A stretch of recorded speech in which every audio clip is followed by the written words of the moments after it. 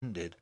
and this devolved upon the village cobbler, Jack Roby, a dapper little fellow, who fitted the part of the fool to a nicety. With bauble in hand, and blue coxcomb hood adorned with long white ass's ears upon his head, with jerkin of green, striped with yellow, hose of different colours, the left leg being yellow, with a red pantoufle, and the right blue, terminated with the yellow shoe, with bells hung upon various parts of his motley attire, so that he could not move without producing a jingling sound, Jack Roby looked wonderful indeed, and was constantly dancing about and dealing a blow with his bauble.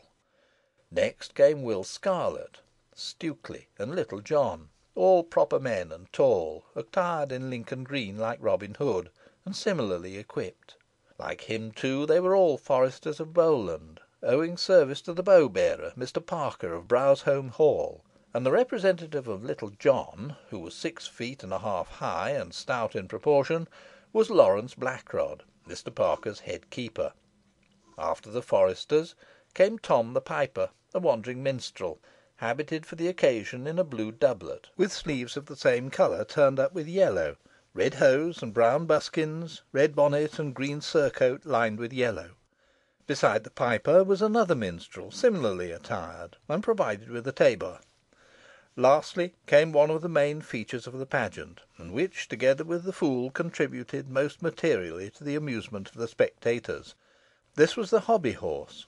The hue of this spirited charger was a pinkish white, and his housings were of crimson cloth, hanging to the ground, so as to conceal the rider's real legs, though a pair of sham ones dangled at the side. His bit was of gold, and his bridle red morocco leather, while his rider was sumptuously arrayed in a purple mantle bordered with gold, with a rich cap of the same regal hue on his head, encircled with gold, and having a red feather stuck in it. The hobby horse had a plume of nodding feathers on his head, and careered from side to side, now rearing in front, now kicking behind, now prancing, now gently ambling, and, in short, indulging in playful fancies and vagaries, such as horse never indulged in before, to the imminent danger, it seemed, of his rider, and to the huge delight of the beholders. Nor must it be admitted, as it was a matter of great wonderment to the lookers on, that by some legerdemain contrivance the rider of the hobby horse had a couple of daggers stuck in his cheeks, while from his steed's bridle hung a silver ladle, which he held now and then to the crowd, and in which, when he did so, a few coins were sure to rattle. After the hobby horse came the maypole, not the tall pole so called, and which was already planted in the green, but a stout staff, elevated some 6 feet above the head of the bearer, with a coronal of flowers atop, and 4 long garlands hanging down, each held by a morris dancer. Then came the May Queen's gentleman usher, a fantastic personage in habiliments of blue guarded with white, and holding a long willow wand in his hand. After the usher came the main troop of morris dancers, the men attired in a graceful costume, which set off their light active figures to advantage, consisting of a slashed jerkin of black and white velvet, with cut sleeves left open so as to reveal the snowy shirt beneath, white hose, and shoes of black Spanish leather with large roses. Ribands were everywhere in their dresses, ribands and tinsel adorned their caps, ribands crossed their hose, and ribands were tied round their arms. In either hand they held a long white handkerchief knotted with ribands. The female morris dancers were habited in white, decorated like the dresses of the men. They had ribands and wreaths of flowers round their heads, bows in their hair, and in their hands long white knotted kerchiefs. In the rear of the performers in the pageant came the rush cart, drawn by a team of 8 stout horses, with their manes and tails tied with ribands, their collars fringed with red and yellow worsted, and hung with bells, which jingled blithely at every movement, and their heads decked with flowers. The cart itself consisted of an enormous pile of rushes, banded and twisted together, rising to a considerable height, and terminated in a sharp ridge, like the point of a Gothic window. The sides and top were decorated with flowers and ribands, and there were eaves in front and at the back, and on the space within them, which was covered with white paper, were strings of gaudy flowers embedded in moss, amongst which were suspended all the ornaments and finery that could be collected for the occasion, to wit, flagons of silver, spoons, ladles, chains, watches, and bracelets, so as to make a brave and resplendent show.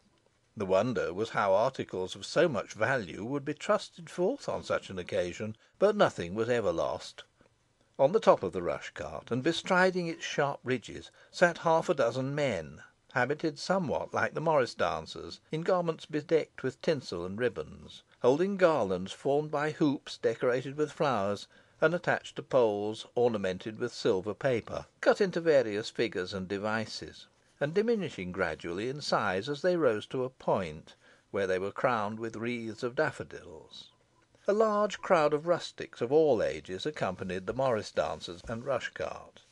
This gay troop having come to a halt as described before the cottage, the gentleman usher entered it, and tapping against the inner door with his wand, took off his cap as soon as it was opened, and bowing deferentially to the ground, said he was come to invite the Queen of May to join the pageant, and that it only awaited her presence to proceed to the green.